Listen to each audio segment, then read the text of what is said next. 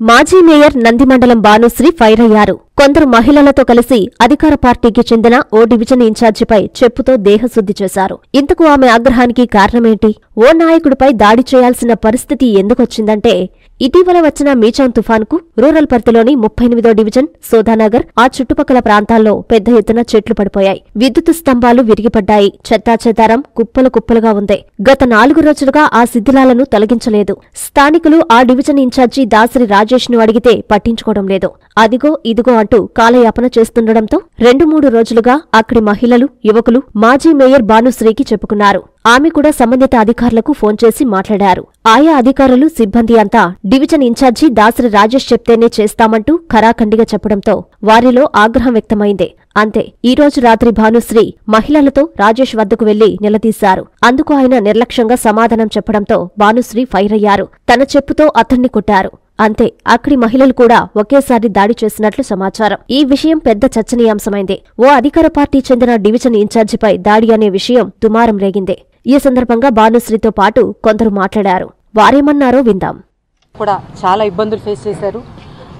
అదే నేపథ్యంలో ఈరోజు సోదన్ నగర్లో కూడా ఒక పెద్ద చెట్టు, భారీ వృక్షం పడిపోయినందువల్ల 2 పోల్స్ పడిపోయి 2 వెహికల్స్ డ్యామేజ్ అయ్యి ఇక్కడ నుండి బయటకు వెళ్ళడానికి కూడా దారి లేని పరిస్థితిగా ఉంది. అలాంటప్పుడు ప్రతిదీ కూడా గవర్నమెంట్ డిపార్ట్మెంట్స్ మీద ఆధారపడకూడదు. యాక్చువల్గా కార్పొరేషన్ వాళ్ళు క్లియర్ చేయాలి.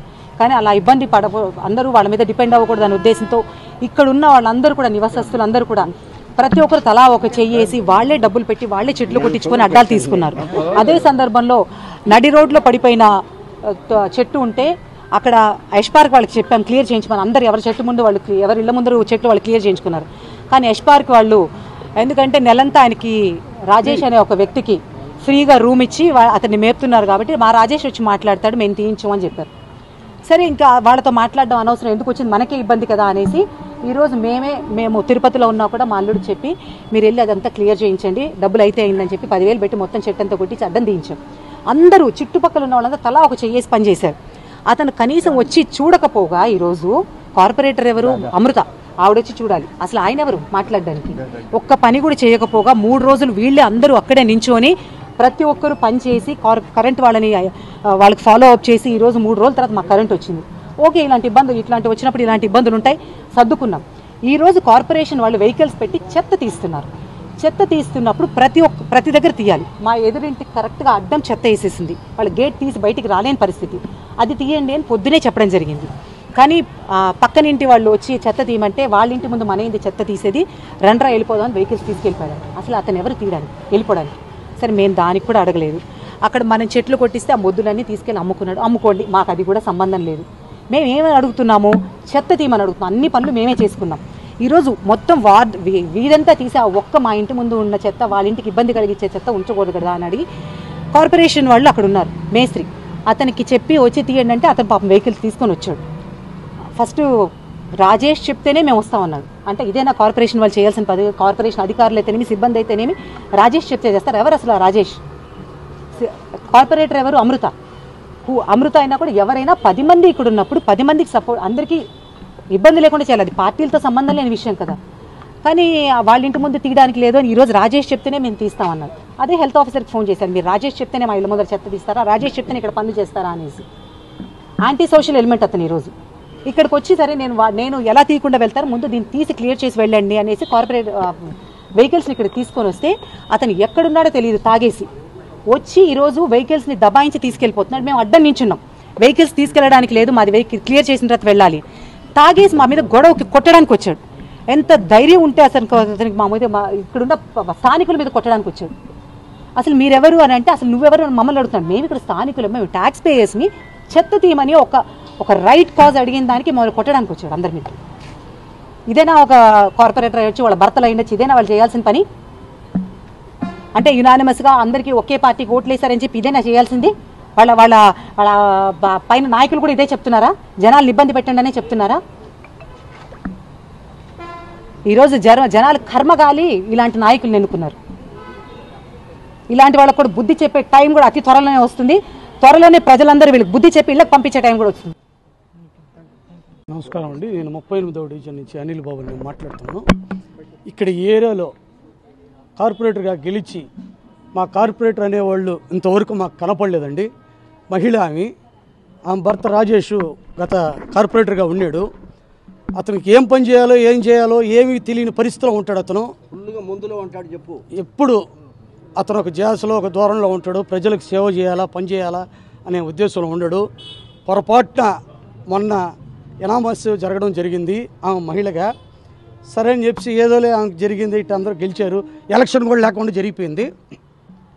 వీధిలో పొద్దున్నే వచ్చి తిరిగి ఎవరికి ఏ సాయం కావాలా ఏ పని కావాలని చెప్పి చేసే ప్రసక్తే లేదు. ఎవరితోటో మాట్లాడు, యాంటీజంగా ఉంటాడు.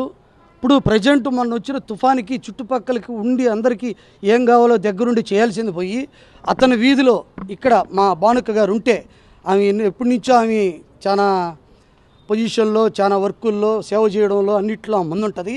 ఆ ఇంటి ముందర చెత్త తీస్తుంటే వచ్చి ఆపాడంటే అతను మనిషే కాదండి. అసలుకి నేను కేసు పెడదాం అనుకుంటాను, మా కార్పొరేటర్ కనపట్టలేదు, ఎక్కడుందో ఆమె తెలియదు. ఈ రాజేష్ అనే వ్యక్తి ఊరికే వచ్చి తాగేసి తిరుగుతూ ఉన్నాడని చెప్పి చాలామంది చాలా రకాలుగా చెప్పారు మాకు. అయినా సరే మేము చూస్తున్నాము. ఈరోజు ఇంత దౌర్భాగ్య పరిస్థితిలో ఉందంటే చాలా ఘోరం అండి. ఈ ప్రభుత్వం కూడా ముందుగా తెలియజేస్తాను. ప్లస్ మీరు వీడియో చూసుంటారు, అక్కడ అన్ని చెట్లు గిట్లు అన్నీ పడిపోయి ఉన్నాయి. ఆమె వచ్చి మాట్లాడి చేస్తుంటే ఆమెకి ఇంకా ఉండి ఫేవర్గా ఉండి పని చేయించుకోవాల్సిన పరిస్థితి పోయి అతను ఈ విధంగా దౌర్భాగ్యమైన పరిస్థితులు ఏర్పడ్డా అంటే చాలా అవమానంగా ఉందండి. మేము పోలీస్ స్టేషన్లో కూడా కార్పొరేటర్ కనపట్లేదని చెప్పి కంప్లైంట్ ఇవ్వాలనుకుంటున్నాం. ఆయనకే కర్మ 20,000 డబ్బులు ఇచ్చి మొత్తం ట్రాక్టర్స్ మొత్తం ఉడ్డంతా ఎత్తుకెళ్ళిపోయాడు.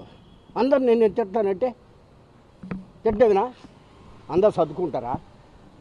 ఇదేనా కార్పొరేటర్ విధి? ఎంతసేపు చీటింగ్. రిటైర్డ్ ఆఫీసర్ కష్టపడిందే ఆ బిడ్డ 20,000 ఖర్చు పెట్టాడు. ఇదేనా? నెల్లూరు చందన బ్రదర్స్ లో 28వ వార్షికోత్సవ వేడుకలు. Best sale, best offers. వార్షికోత్సవం సందర్భంగా 100% ఫ్రీ షాపింగ్. మీరు కొనుగోలు చేసిన మొత్తానికి ఫ్రీ షాపింగ్ కూపన్స్ పొందండి. ఈ అవకాశం డిసెంబర్ 2వ తేదీ నుండి 8వ తేదీ వరకు మాత్రమే. తదుపరి బిల్లులో ₹1000 పైబడిన కొనుగోలుపై ఒక కూపన్ మీద ₹100 తగ్గింపు పొందండి. 2024 నవంబర్ 30వ తేదీలోపు ఈ కూపన్ వినియోగించుకోండి. అన్ని రకాల వస్త్రాలపై up to 55% discount. 1+1, 1+2 combo offers. ₹666కే 3 tissue fancy saris. Surat catalogue saris and work saris పై అప్ టు 50% తగ్గింపు. ₹666కే 2 ప్లాసో సెట్స్. ₹499కే 3 digital print kurtis. Kids wear పై ధూమ్ ధామ్ ఆఫర్స్. ట్విల్స్ బ్రాండ్ పై up to 40% discount. Suitings and shirtings పై up to 39% discount. Chandana brothers, trunk road, Nellore.